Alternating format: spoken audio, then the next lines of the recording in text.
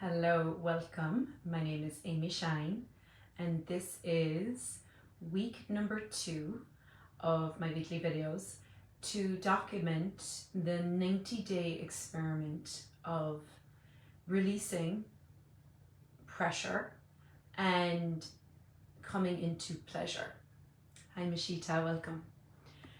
So, if you missed my first video last week, you might find it in this playlist or at the top of the group. I've introduced this concept of really introducing a new way of being with your body, in your life, with your business, with money, and coming out of this working and creating your life from pressure and really embodying pleasure. So I'm experimenting with it. I'm giving myself 90 days. I don't think after 90 days I'm going to go back to the way I used to be, but I am really testing like what will happen? What would happen if I didn't put pressure on myself, right? If I didn't put pressure to create the next class or to get the next offer or to grow your list or to get more clients or whatever it is you do in your business. I didn't put pressure on myself to have a big to-do list I needed to get through every day. If I really started to choose everything from pleasure, what would happen? Would my life fall apart? Would I lose money? Would I go into debt? And I'm really creating this 90-day experiment because if you, like a lot of us, right, are someone who's lived most of your life, if not all of it, from this pressure, right? And the thing is, we grew up in a world where we are validated for what we produce. We're validated for the money we make. We're validated through external success. We're validated for working hard. We're validated. I mean, look at even how the first question most people ask you is, what do you do? Or even if you're talking to someone, what did you do today? Right? It's this constant feeling of, I need to do more. And the more I do, the better I will be. And if I could, work hard and get to this amount of money in my bank or in my income, then I can relax. If I get the house, then I can relax. And when I get all the to-do list done, then I will relax and read my book or go on the holiday. Like, it's this constant message that we are constantly bombarded with, that we are only valuable through what we do and through what we produce. And in particular, as women, our bodies are not designed to produce on a work level the way men can. Men run on a 24-hour cycle. They literally go to sleep, their body and their energy, recalibrates, and they wake up and they can go to work. They can work long days, long hours. Their bodies are built and their hormones are different, right? They're built up differently and they can do a lot more physical output. And as women, we have 28 day cycles. We are affected by the moon. So are men, right? But women in particular, their bodies and the way our hormones fluctuate and our blood sugars, we are not designed to work the same way as men. And, we had this rise of feminism in the last however many years, right? And in a way, it was great, right? So women started to get equal rights and started to get recognized in the workplace, and it's been great. And at the same time, what's happened is that women have tried to do it like men. Women have tried to work like men, and women are now, working plus running a house plus taking care of kids. And it's created this imbalance in the female body. We're not designed to work like men. And so in the last few years in particular, I have found myself, and even seen in other women that I listen to, podcasts, people I follow, that there seems to be a massive shift in the feminine. The feminine is waking up and she's like, you can't work like this. It's not sustainable. And you hear a lot of women, right, having hormone fluctuations, like a lot of women are having problems getting pregnant, fertility issues, and a lot of it is from this stress. When we are constantly running our lives in producing and doing and busyness, our nervous system is getting dysregulated. We're living in a dysregulated nervous system state most of the day, and then we're producing too much of the stress hormone cortisol, and that leads to hormone fluctuations, weight gain that you can't seem to change, inflammation in the body, mood disorders, sleep issues. The list goes on and on. And the feminine is starting to wake up, and she's like, hey, you're actually not supposed to, there's an easier way to be with your body and an easier way to create. And women in particular, their creative energy is so different to men. And obviously, every single person is different in how they create. I'm just talking in the overall energy right now. Women create in spurts. They get creative energy in spurts. They rest. They need to rest more. Since in the last 2 years, I've started to get more educated about my nervous system. I've started to put in healing, more regulating nervous system practices into my day.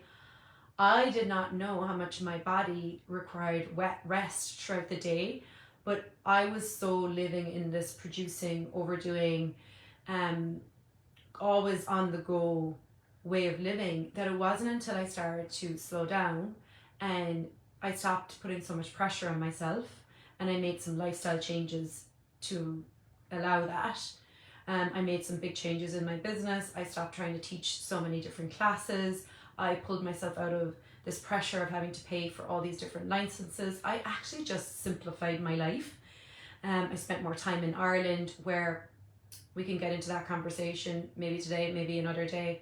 Just the difference even in living in Ireland versus America. I live both places, and in America, there is such a drive for trying to keep up with everyone, producing, making more money.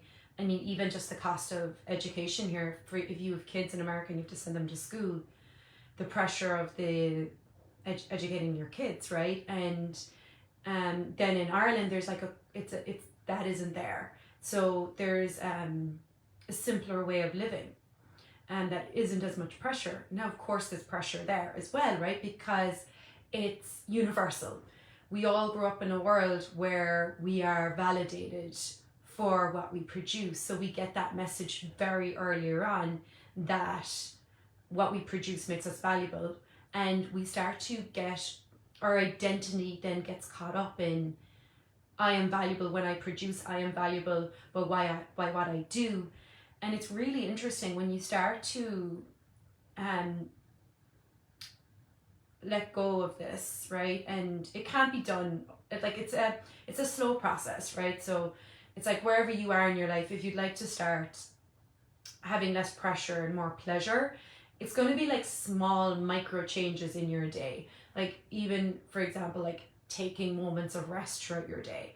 And rest could be, going outside, sitting with the trees, taking a walk, doing some breath work, having a little bit of movement, reading a book, like whatever it is for you, but starting to interrupt these moments in your day and start to actually come back to relaxation in your system and back to a sense of pleasure. Pleasure being this sense of peace and calm, so you're not always on this high alert. And when you're producing all the time and doing, and you're putting pressure on yourself, your system, your nervous system is in fight or flight. And that is and you start to become addicted to that, right? So resting is really hard. A lot of people will find they find it hard just to sit still without being on the phone, without scrolling, without listening to a podcast. That is because your system is so used to all the stimulation. And your nervous system reads laying there, being still, being in quietness as a threat to you. And you can heal that, you can change that. But again, it's through these small micro changes in your day. And I remember a couple of summers ago, I was going home to Ireland for a few weeks, and I actually had this fear of going home, because Ireland is, and especially where I live in Ireland, where my family live, it's a quieter life, right? There isn't the same stimulation there that there would be when I'm in Florida. And I had this fear. I was like, well, what am I going to do? What am I going to do there? Because I was starting to pull myself out of having to work so much and having like 10 different classes or projects on at once. And I knew I'd be okay in Florida, right? Because I still had loads of other things there, like, you know, yoga and workshops and all the things I could keep myself stimulated with there. But in Ireland, I didn't have that. I didn't have those distractions. And it was actually a teacher of mine. She said to me, you know, she said, underneath the boredom, there's a lot happening. And I was like, wow, like I didn't realize how much I was avoiding that boredom, which was the stillness, right? The quietness. And when I got home, I really started to pay attention to that place of like, oh, it's so quiet, it's so still here. I'm bored. What am I going to do? Like kind of getting that anxiety, like feeling like I needed to get away from it. And instead I started to go into it, like go into the boredom, go into the stillness and see what's really there, see what's really going on. And I really started to titrate my system to this simpler way of life, a slower pace. And it's so funny, I have an embodied woman online series that I'm doing at the moment, and I was talking about this yesterday. And you think that slowing down, and you think that like living from this place where your nervous system is more healed and balanced, and you're not going to these really highs and really lows. You actually have a more balanced system, and you would think that that is boring when you're used to the highs and lows, right? And there's this idea that being alive in your body is like when you're really high, right? When you're really high, you're so happy, you're so full of joy, everything's incredible. You would think that's aliveness in your body. But there's a place where that's almost like a drug, you know, you're chasing the highs. And what I realized when I started to really titrate my system was that actually those were more highs and lows, like ups and downs. Those were tiring and exhausting, and they weren't sustainable. But finding safety in my body, safety in the stillness, safety in the slowness, safety in the simplicity, then I was able to actually feel alive in my body. But the aliveness wasn't this hyper active energy. It was quieter, right? It was more peaceful, and it was sustainable. It was there when I woke up in the morning. It was there when I walked the dog. It was there when I was sending an email. It was there when I was sitting with my mother. It was there when I was spending time with friends, right? It's like from a nervous system that is regulated and healed, can you have this sense of pleasure and aliveness. And it's an embodied sense, a felt sense. It's not something you're getting from the outside. And we've been so entrained, right? Get your pleasures from someone outside of you, from the alcohol, from the guru, from the next energy work you find, from the thing, from the modality, from the technique, like whatever it is. But it's actually in you. And there's something so beautiful when you actually start to access that from within you.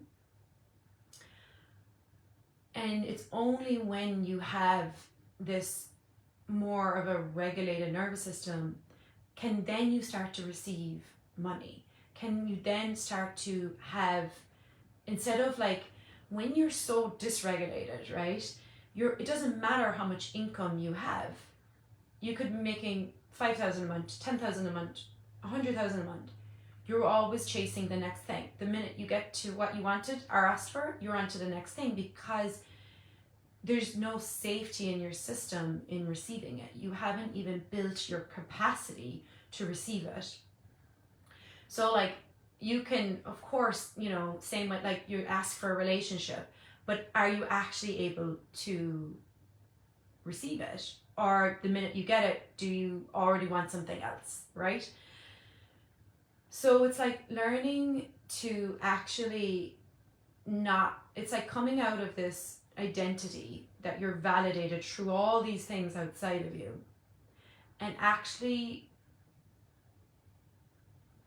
what would happen if I didn't have to chase all those things, right? Like even today, it's like I had a few things, like, and this doesn't mean you don't have things you do in your day, right? I had a few things to do, and I did them. And then, see, right now I'm doing this experiment, and I had started to do this already in my life the last 2 years, but I'm taking it a step deeper now. Before, I would get up and I'd have my to-do list, right? And I'd have all the things. And I used to jam-pack my to-do list with like more things than I could do in a day. So then I always felt like at the end of the day, well, I didn't get enough done. I always felt like I wasn't doing enough, right? And then I started to I actually read a book called Slow Productivity by Cal Newport, which is incredible, highly recommended. Read his book, and it really started to shift this thing of like producing for quantity, and actually look at producing with quality. So doing things with more intention, taking my time with them, and creating something quality rather than quantity, like next thing. So I actually started to change my way of working, and I can talk about that on another video. But I started to look at like, okay, rather than like giving myself so many things to do in a day that I can't get done, look at like, what do I really want to focus on, and give myself a third of what I think I can really do, because we always underestimate our time as well. We always think things are quicker than they really are. So I'll have like less on my to-do list, and more recently I've turned it up a notch even more to really practice this coming from pleasure, not pressure, in letting space be in my day, letting there be time in my day where I have nothing planned. And today, that time came, and I was like, okay, what do I do? And I sat out in the sun for a little bit, but I could see how, wow, my identity has really been tied up by what I produce. And I have sought validation through that, but I've also validated myself through that. And it's this thing of like, I was saying this also the other day, like, my boyfriend works a lot, and like he'll talk to me at the end of the day or whatever, and he'll say like, oh, what did you do today? And I immediately would be like, oh shit, what did I do? Like, I need to tell him like all the things I've done work-wise, right? Because he works so much. So I don't physically work the way he does. So I'm like, oh, I need to, it's like this, again, he's not looking for that. But again, it's this program, it's this brainwashing that I'm not valuable if I'm not doing.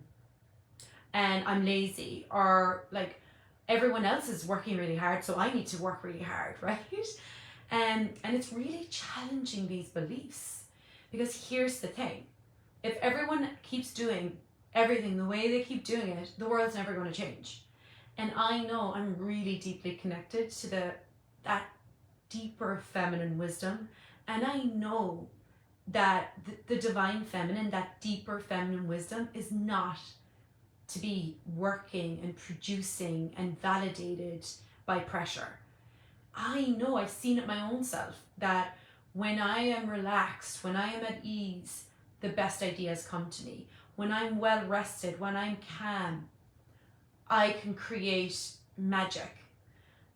Books downloaded to me, like courses, like I am most alive and most creative when I'm at ease, when I'm relaxed. I'm most turned on in my body when I dance, when I have the sun on my skin.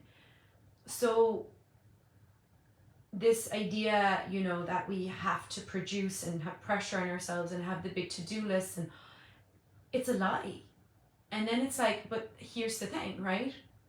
You might know that consciously, like your cognitive mind knows that, but your primitive mind, brain, which is the part of your brain that tries to keep you all the time, is always trying to make sure that you survive and you don't die, and is reading your environment. That's the one that has all the subconscious beliefs. And the subconscious beliefs are like, right, I'm validated through what I produce. If I don't produce, if I don't work, if I'm not productive, then I'm lazy, then I'm no good, then I'm useless. Like all the things, like if I don't produce, I might die. You know, like there's even that thing of like that fear of when I went home, and of the boredom and the stillness, is like, I might die here. I might die in the stillness. Like I'm going to self-destruct. Like there was a belief there that I picked up from wherever, doesn't matter where I picked it up from, but it was there, right? So it's like, that's why, like, you can cognitively know, oh, I am better when I'm more relaxed, I create better when I'm rested. But then there's the subconscious beliefs that are playing out in the background that are telling you it's not safe to relax, it's not safe to be, it's not safe to rest, you need to produce, right? And that's what this 90-day experiment is for, because I really want to test it out, right? Because if I can create evidence that when I relax, I produce more, that when I choose from pleasure, not pressure, my bank balance grows, that when I choose from pleasure, my wealth increases, I'm more creative. If I can create evidence, then I start rewriting that program in my brain, and I create a new pathway, right? Because our brain needs evidence. It needs evidence that it's that, and it will never change unless you test it out. So that's what these 90 days are for. And I'm exploring it, and you know, you can explore it too if you want, in your own way, whatever way you choose to. And I'm going to just keep coming here and sharing my experience and what's coming up for me and what I'm learning. And I will say, yeah, the biggest thing right now, the biggest aha for me right now is that, holy shit, I have had my identity so tied up in what I produce, and it's still there. It's not all gone. And I don't know if it'll ever all be gone, but I'm challenging it. And I'm noticing it, and then I'm choosing different things, creating different pathways, seeing, okay, I get that this is uncomfortable. Like it's uncomfortable to sit and do nothing, even if it's just for 20 minutes, when you're so used to, okay, what am I doing next? What am I doing next, right? What must I do next? It's challenging, especially when you've had your identity tied up in producing and pressure. But I know that if I don't change this within me on a deep level, I will continue to run my business the same way I've always done. It might look a little bit different. It'll have variations in the theme. It will seem like it's a little, it's easier, and it probably will be a little easier, but it won't be on a cellular level, really, from pleasure. It'll still be on a cellular level from pressure. And that could be the same for your relationships, for your body, right? It's like you can fool yourself and think, yeah, I'm better now because I'm not doing things like as much pressure as I used to before, but I'm still doing it. I'm just doing it in a different way. So I'd love to hear if you have any comments. Comment below if you'd like me to share about anything in particular. I am using like somatic practices to really balance my nervous system every day. I'm using those in the morning, and I do have those in video if you want them. If anyone wants to add them to their day, let me know. I can set it up on my website as a free opt-in or something if you would like some support, because we do need support, right?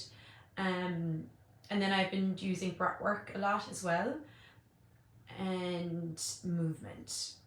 They're like my 3 real self-regulating tools to get me out of my head and into pleasure in my body, especially when I'm head tripping. And then myself and Emily Russell, some of you know Emily Russell, she's a friend of mine, we actually did do an embodiment retreat online last week, and we shared those 3 practices. So there was a 20-minute somatic practice that I led there, and it's the practices I do in the morning when I wake up to regulate my nervous system, to release anxiety and tension in my body. And then Emily led a 45-minute breathwork session that was really beautiful. And I've been using her breathwork sessions for the since the beginning of the year, really, and they've been helping me incredibly.